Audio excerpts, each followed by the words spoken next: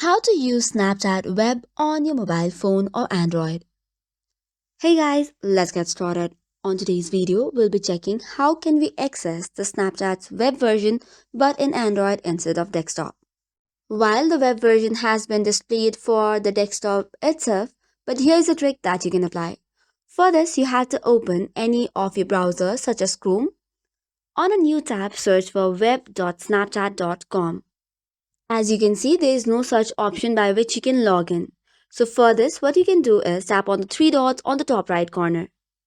Once you tap on it, you will see a desktop site option. Tick on it and it will reload the page. This will now take you to the login page from where you can give the credential which includes username or email address as well as phone number and the password that you have set.